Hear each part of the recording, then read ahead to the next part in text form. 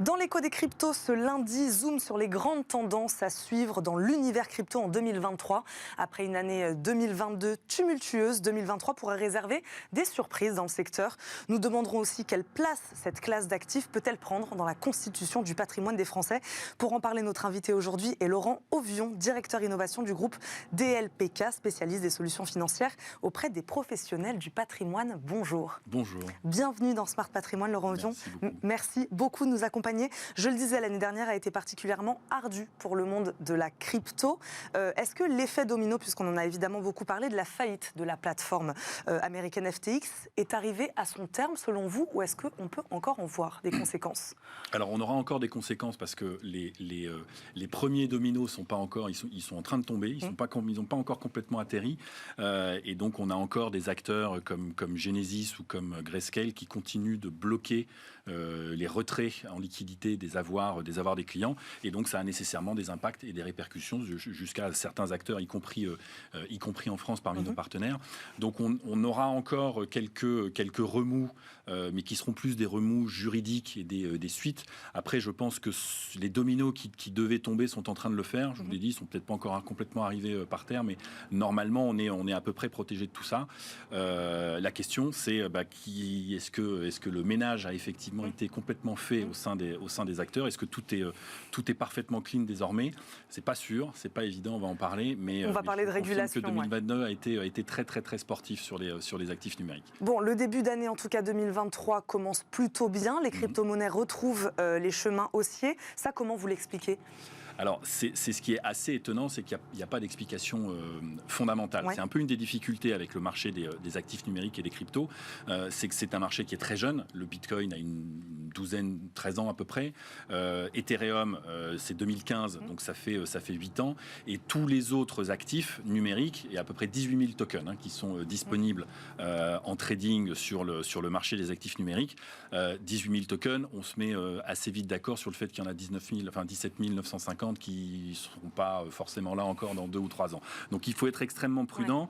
Ouais. Et ces fondamentaux de marché, j'ai envie de dire, c'est un petit peu comme le CAC 40 ou le Nasdaq ou les indicateurs classiques. C'est-à-dire qu'aujourd'hui, si on a une lecture macroéconomique des chiffres, on a un chômage qui baisse, une inflation qui est haute, des taux qui sont hauts, des marchés qui sont... Enfin, c'est-à-dire qu'il y a un moment, il y a une équation à laquelle on est normalement habitué. Il y a un truc qui ne va pas. C'est un peu la même chose sur les actifs numériques. C'est-à-dire que ça suit le rebond global des valeurs technologiques et des marchés en général.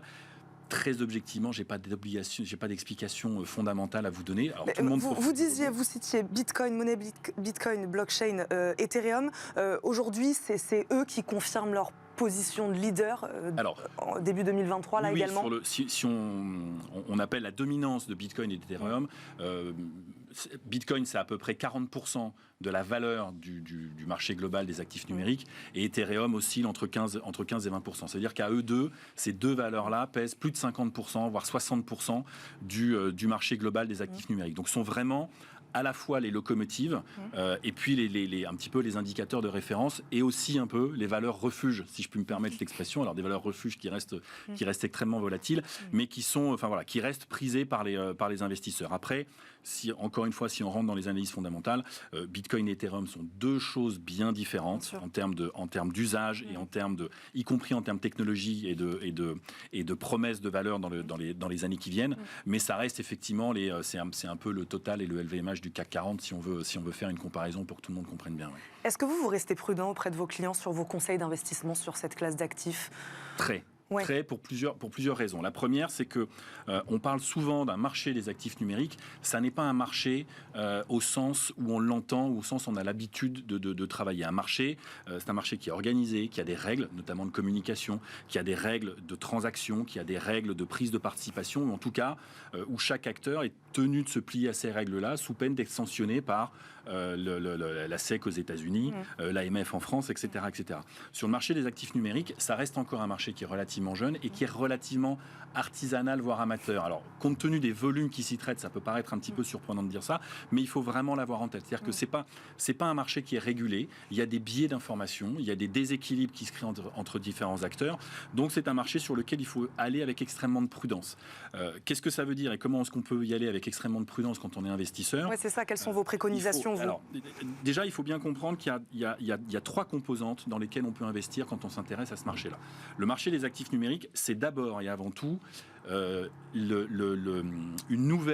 nouveau secteur d'activité qui est en train de se mettre en place. Exactement comme le web, à la fin des années 90, début 2000, on a des acteurs qui n'existaient pas il y a quelques années. On peut parler en France de Ledger, on peut parler de Sora, on peut parler de Conhouse, on peut parler de Meria. Il y a un certain nombre d'acteurs qui existent parce qu'ils utilisent et ils exploitent soit la technologie, soit des cas d'usage et qui proposent des services ou des solutions ou des jeux à des utilisateurs finaux et qui bénéficient de cet environnement. C'est également le cas aux États-Unis de sociétés de minage de Bitcoin que vous pouvez retrouver sur les codes. Donc ça, il existe aujourd'hui des OPCVM dites sectorielles qui permettent d'investir sur ce marché émergent, comme vous décidez d'investir sur, je ne sais pas, l'espace en ce moment, ou l'intelligence artificielle, ou, je ne sais pas, les biotechnologies pendant un temps. Donc ça, sont des solutions qui sont extrêmement faciles. Vous pouvez en souscrire certaines en assurance vie, dans un PER, dans un compte titre. Et là, il n'y a pas besoin d'être expert des crypto-monnaies, il n'y a pas besoin de wallet, il n'y a pas besoin de choses comme ça. C'est extrêmement simple d'approche et toutes les solutions sont proposées dans chez Norcia, à destination des conseillers en gestion de patrimoine, qui est notre plateforme de distribution. La deuxième possibilité, qui est un petit peu moins accessible, où il faut avoir un petit peu plus d'expertise, c'est le private equity. Puisque forcément, qui dit naissance d'un marché, on sait que les fonds de private equity qui ont investi très tôt dans Google, dans Facebook, dans les acteurs du web, ont eu des multiples qui étaient bien plus intéressants que ceux qui sont arrivés ensuite quand ces sociétés ont été introduites en bourse. Donc là, c'est pareil, vous avez énormément de fonds qui sont à disposition et qui se positionnent sur les futurs, ou ce qu'on espère être les futurs champions du Web3, de la blockchain, du Vetaverse, des NFT, etc., etc. Là encore, il faut être extrêmement sélectif, ça peut être risqué et c'est pas accessible à tout le monde. C'est le top 20, le top 50 de ce qu'on appelle les capitalisations. C'est par l'intermédiaire de gérants. Il y a quand même quelques règles et quelque chose à savoir. Et en gros, c'est quelqu'un, plutôt que d'acheter du Bitcoin je sais pas, il doit être à 24 000, presque 25 000 là, vous confiez votre argent à quelqu'un qui va, en fonction des codes, qui va passer, par exemple, quand il était à 22, il a vendu, il a racheté à 19, et donc il va permettre de générer un petit peu plus de performance sur ces différents outils. Donc ça, c'est les 3 possibilités d'investissement, soit par l'intermédiaire d'un conseiller en gestion de patrimoine. C'est passé en 2022, notamment l'affaire Terra Luna, l'affaire FTX. Il y a un sujet de réglementation et de régulation qui fait aussi écho à ce que je disais sur le marché, qui est extrêmement important dans l'année qui vient. D'abord parce qu'en France, dès 2019 et la loi Pacte, il y a un cadre qui a été donné, qui a été offert pour les acteurs qui souhaitent opérer sur le marché des actifs numériques au sens large. La France, c'est un peu le cheval de Troie européen du sujet sur la réglementation, et on est vraiment en avance de phase, et c'est une avance de phase qu'il faut absolument qu'on conserve pour préserver nos acteurs nationaux et leur permettre de se développer à l'international. Se développer à l'international, c'est d'abord le marché européen dans le cadre du règlement MiCA, Market in Crypto Asset au niveau européen, qui est quasiment un copier-coller de ce qu'on fait en France depuis 2019-2020. Donc là, il y a vraiment un cadre et il y a vraiment une opportunité pour les acteurs français de s'inscrire dans cet agrément-là. MiCA, c'est 2024. MiCA, ce sera voté a priori sur la deuxième partie de l'année 2023.